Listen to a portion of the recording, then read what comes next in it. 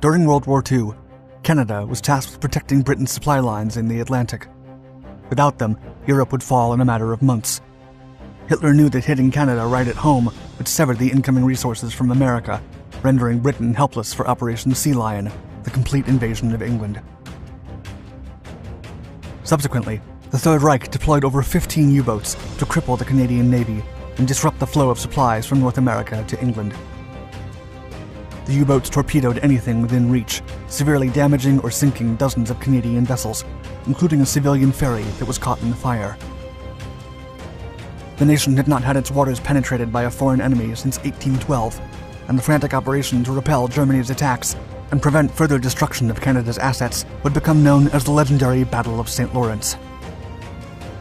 By that time, Canadians finally realized their government's desperate efforts to keep the supply to Europe open, even at the cost of hundreds of lives, and how close the fight had actually come to them.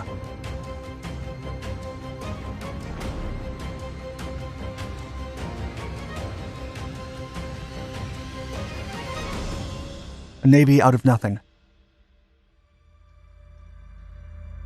In 1939, when war erupted in Europe, Canada found itself lacking in maritime power. The Royal Canadian Navy, or RCN, struggled for the past decade amidst the dire financial situation that faced the nation. Just a few months before Germany's invasion of Poland, the King's Cabinet had cancelled the production of 4 anti-submarine vessels and 2 motor torpedo boats destined for the RCN. By September, Canada found itself at war against some of the mightiest world powers while owning a mere 13 ships to defend both of its far-reaching coastlines. To make the odds even greater, America seemed to have no intention of joining the war, and Canada was given the crucial task of protecting the supply lines that nourished England through the Atlantic Ocean, just as they had done before during World War I.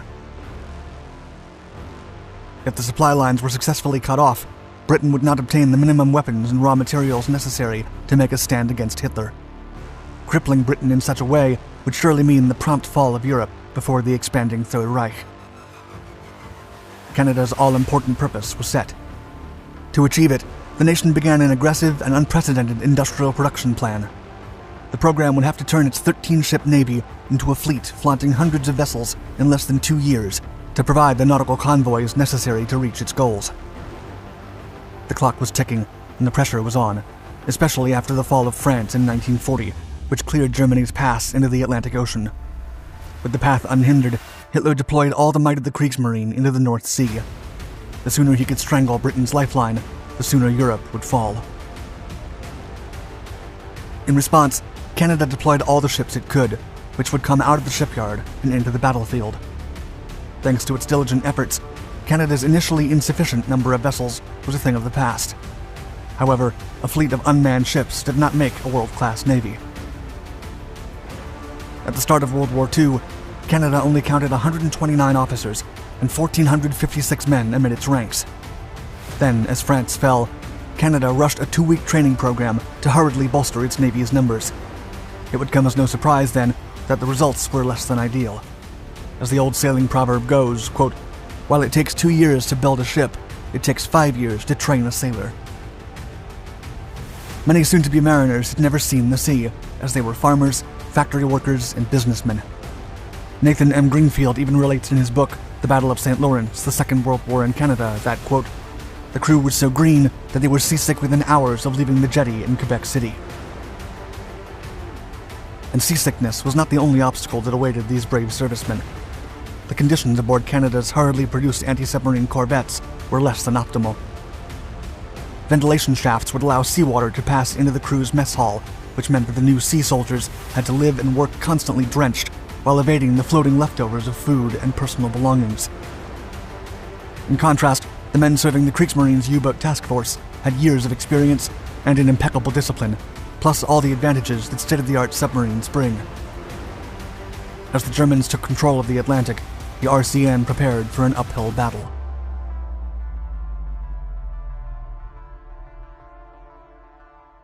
U-boats at their doorstep. Canada heroically embraced its mission from 1940 until the end of the war.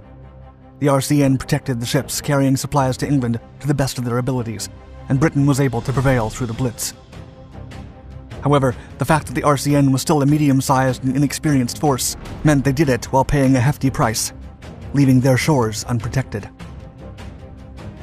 Karl Dönitz, commander of the Kriegsmarine, took advantage of this weakness and brought the war directly into Canada's waters in an attempt to crush the RCN's deployment right from its roots. On May 12, 1942, the U-553 approached the Gulf of the St. Lawrence River, seeking calmer waters to conduct repairs. The commander immediately realized how unprotected the river's mouth really was. Seizing the opportunity, the U-boat fired several torpedoes at the British freighter Nicoya, which stood just a couple of miles off Anticosti Island. The submarine then pursued and fired upon the Dutch freighter Ledo, obliterating it in a fiery explosion and continuing the onslaught. After sinking both ships, the U-boat returned to the Atlantic. It was a fruitful night for the Nazis, as they had brought the war to less than 400 miles from Quebec City. This action sent Canada's government into a frenzy. They wondered how the Nazis could destroy 2 Allied ships inside their territory, and how they could be so close to Quebec without raising any alarms. Canada suddenly realized how vulnerable they were to a Nazi invasion from the Atlantic. With their navy busy escorting shipments to Great Britain, they had left only 4 ships to defend the mouth of the St. Lawrence. This was a massive vulnerability, and now the Nazis knew about it. The Allied strategists then met for an emergency summit. However, as terrifying as the events had been, they concluded that the St. Lawrence was a secondary target for Germany. Rerouting their already thinly spread resources to that location would hurt their overall war efforts, so Canada only received a few corvettes to reinforce the river. The St. Lawrence remained vulnerable, and the Nazis continued to press on. On July 20th, the U-132 sank 3 freighters near the Gaspé coast and severely damaged a 4th one. The U-boat managed to escape, even after being pursued by the corvette HMCS Drummondville. Later research would show that U-boats had a considerable advantage when attacking in that area, as the merging of fresh and salt water in the river's Gulf created a thermal anomaly that would mess with the Allied sonars, making it much harder to pinpoint the precise location of the submarines. More attacks followed. In September, the U-1517 infiltrated the St. Lawrence Bay, sank 9 ships, and damaged another while evading the RCN's effort to stop it. A month later, the ferry SS Caribou was torpedoed by the U-69 in Cabot Strait, just a few miles from St. Lawrence's Gulf. Despite a valiant rescue operation, 131 passengers perished. And as before, the U-boat escaped unscathed, much to the frustration of the pursuing minesweeper HMCS Grand Mare. The German U-boats continued to humiliate the RCN efforts during the following months, sinking several other ships and even landing quite a few spies in mainland Canada. Still, most of the agents were promptly captured, but a few managed to infiltrate Quebec and other large cities, extracting valuable information on Canada's convoy routes and strategies.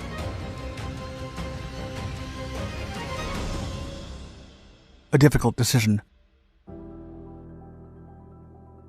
On a large scale, the U-boat attacks were of minor significance to the overall war efforts. Thanks to Canada's escort operations, Britain was able to prevail, and Germany was losing time, resources, and men.